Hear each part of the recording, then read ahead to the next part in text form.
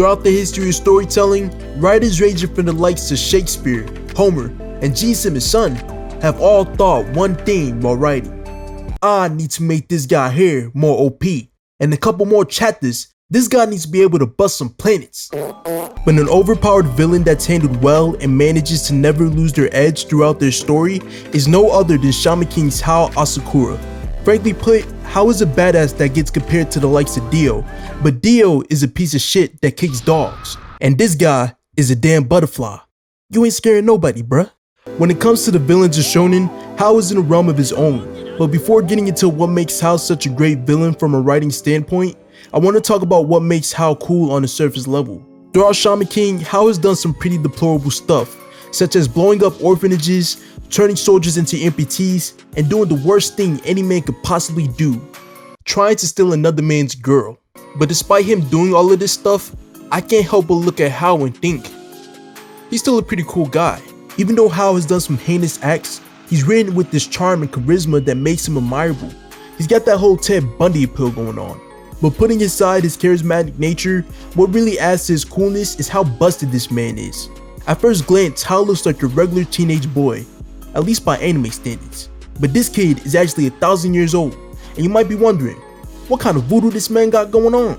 Well, one of Hao's broken abilities is the power of reincarnation, which he got from fighting the 75 Lords of Hell and bargaining with the god of the underworld. Not only can he evade death, but he gets stronger by doing so. Shamans in Shaman King gain enormous furyoku by having near-death experiences, which Hao has had multiple of. So even if you do by chance get the upper hand against him, the man could just end up coming back stronger. In his first life, Hao is what's known as an 𝑴𝑰𝒀𝑼𝒀𝑰, a person that can control the forces of nature, cast deviations, and control ferocious demons. Pair this up with the fact that he has one of the strongest spirits of Shaman King, things start getting a bit nutty. The spirit of fire has the ability to burn and devour souls, and doing the latter makes Hao even stronger. So not only is he busted as is with his reincarnation and r.aymon abilities, but he gets a nice little buff after using people's souls for snack time. But the brokenness doesn't stop here. The icing on the cake to all this is that Hao has the ability to read minds, and at first this power may seem unnecessary for a character that's already so powerful, but Hao is written in a way that this power adds to him as a character, which I'll be getting more into later in the video. But being overpowered doesn't mean anything if you're not doing some badass stuff. When he wasn't burning and devouring souls or catching bodies with a Kool-Aid smile on his face, Hao was out here taking space satellite lasers shot at the speed of light, destroying naval fleets and flying around, dodging big ass Kim Jong-un missiles. But aside from the cool stuff he does, Hao's personality really takes the show at times. In my first Shaman King video, I mentioned how unbothered the protagonist is, but Hao doesn't give a fuck for all the wrong reasons.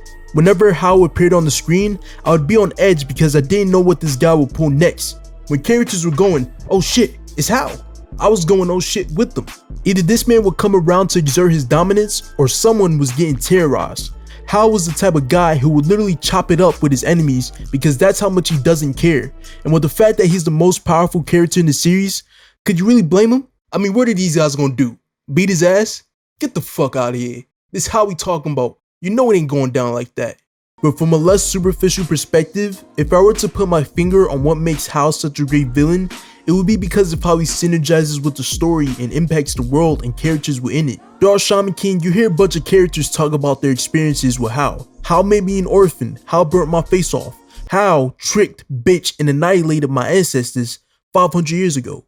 Not only do interactions like these do a good job of painting Hao as a villain, but it builds him up as an actual threat. And because of this synergy, the good parts of Shaman King hit even better because of Hao. One of my favorite moments with Hao that showcased this is when he fights members from a group called the X-Laws. The X-Laws are a group created with the goal of defeating Hao. Quite literally, these guys are Hao's ops. Right before having to fight Hao, his ops are saying their farewell to their fellow members. Because let's face it, going against Hao is a damn death wish. During the fight, one of the X-Laws resort to using their final ace in the hole in hopes to defeat Hao, which is to use some big brain scientific mumbo jumbo in a show where people talk to ghosts and the guy you're fighting has been chilling in hell for the past 500 years. Hey Siri, play some 6ix9ine, cause I think these motherfuckers are dun.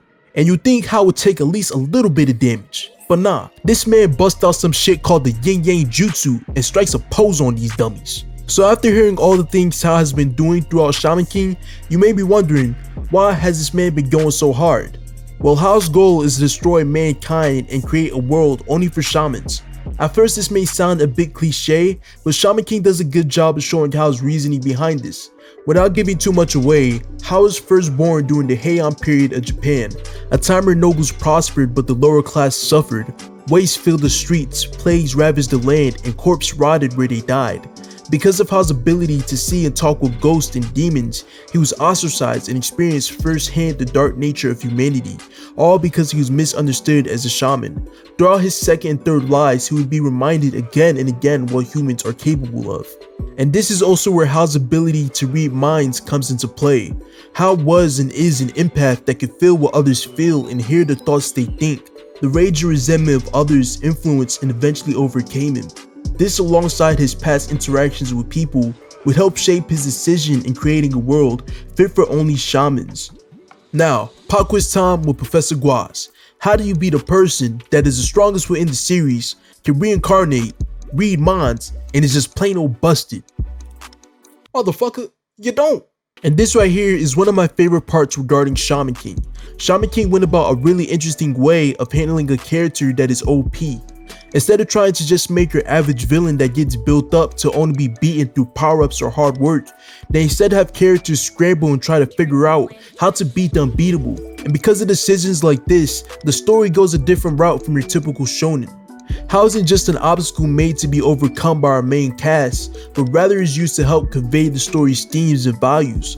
Hao's badassness and charisma aren't what makes him a great villain, but how he supplements and adds to the world of Shaman King does. Hao is compelling, threatening, understandable, and engaging. It's for these reasons I think Hao is a great villain that deserves a seat amongst the greats of shonen. But that's it for this video. If you liked the video, then drop a like down below. Tell me what you think about the video or about Hao in the comment section down below as well.